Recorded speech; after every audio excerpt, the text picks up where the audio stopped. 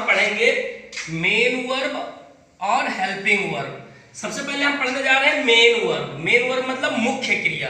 Main verb मतलब मुख्य क्रिया, जो हमारी मुख्य क्रिया होती है उसे मेन वर्ब कहते हैं। इसे देखिएगा, the verb which is of main importance in the sentence is called main verb. ठीक है, ऐसा शब्द जो वाक्य में महत्व रखता है, मेन मतलब मुख्य महत्व रखता है, उसे हम क्या कहते हैं? मेन वर्ब कहते हैं। यानी किसी भी वाक्य का वह शब्द जो उसका मेन इंपॉर्टेंस रखता है, सबसे महत्वपूर्ण अंग होता है, उसे हम क्या कहते हैं? मेन वर्ब कहते हैं। इसे देखिएगा, आई रीड, मैं पढ़ता हूं, तो इसमें मेन इंपॉर्टेंस किसका है? रीड का। रीड का क्या है? मेन इंपॉर्टेंस है, इसलिए रीड क्या है? हमारी मेन वर्ब है। आई एम प्लेइंग, यहां पर प्लेइंग क्या है? हमारा मेन वर्ब है, क्योंकि जो वाक्य का मुख्य शब्द है, वाक्य का जो महत्वपूर्ण शब्द है वो प्लेइंग, यही इसका अर्थ क्लियर कर रहा है, इसलिए क्या है? मेन वर्ब है। यहां पर देखिए सरिता इज इल, यहां पर सरिता इज इल। ठीक है, अब यहां पर हमारा जो है वो मेन क्रिया जो है वो इज होगी। हमारी जो मेन वर्ब है वो क्या होगा? इज होगा। ठीक है, यानी अगर कोई फिजिकल एक्शन वाली क्रिया नहीं दी हुई है और वहां पर हेल्पिंग वर्ब दिया हुआ है, आप जानते हैं do does is am are was were has have had shall will should would can could may might art must, ये सब क्या है? हेल्पिंग वर्ब है। तो वहां पर ये हेल्पिंग वर्ब ना हो करके ये क्या हो जाती है? मेन वर्ब हो जाती है। तो मेन वर्ब का मतलब वाक्य का वह शब्द जो सबसे ज्यादा महत्व रखता हो उसे कहते हैं मेन वर्ब। अब देखिए type of main verb. Main verb के जो प्रकार हैं हम पढ़ेंगे। इसके 3 प्रकार हैं, लेकिन हम पहला प्रकार पढ़ रहे हैं finite and non finite verb. Finite and non finite verbs. देखिएगा, जो क्रिया कर्ता या टेंस के अनुसार बदलती रहती है उसे फाइनाइट वर्ब कहते हैं। समझिएगा, यानी वाक्य का वह शब्द, वाक्य की क्रिया जो कर्ता या टेंस काल के अनुसार बदलती रहे उसे क्या कहते हैं?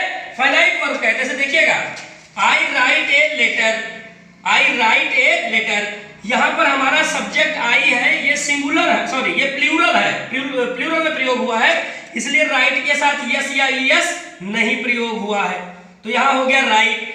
अब देखिए यहां सब्जेक्ट बदल गया, यहां पर सब्जेक्ट बदलकर ही हो गया, यानी सिंगुलर सब्जेक्ट हो गया, तो राइट का क्या हो गया? राइट्स हो गया।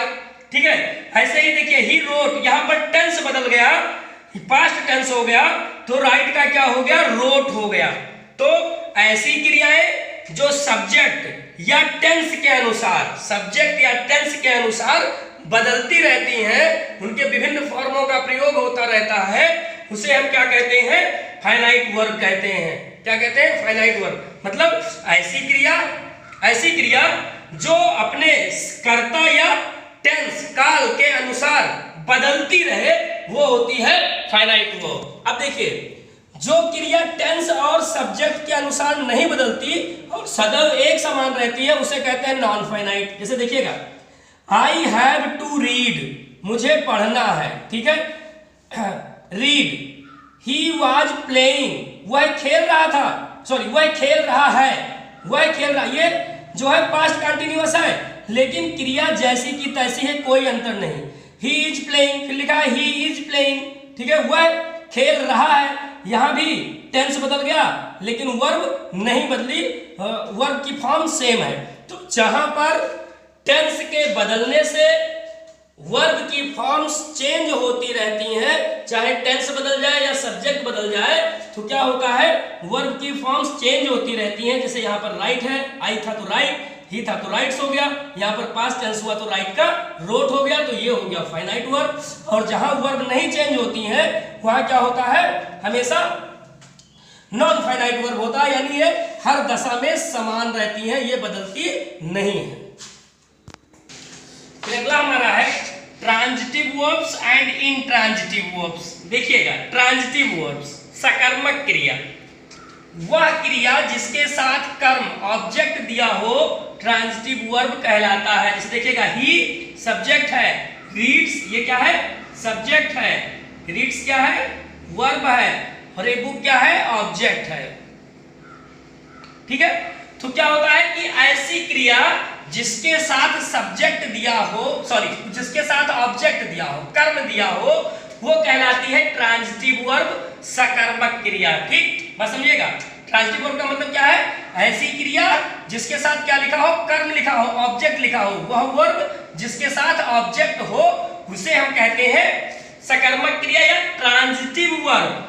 और इसी का अपोजिट इंट्रांजिटिव वर्ब का मतलब वह क्रिया वर्ब जिसके साथ कर्म ना दिया हो, ऑब्जेक्ट ना दिया हो, उसे इंट्रांजिटिव वर्ब कहते हैं। जैसे देखिए यहाँ पर है केवल ही रीड्स, यानी रीड्स के बाद इसका ऑब्जेक्ट नहीं दिया गया है, तो ये हो जाएगा इंट्रांजिटिव वर्ब। क्या हो जाएगा? Intransitive verb.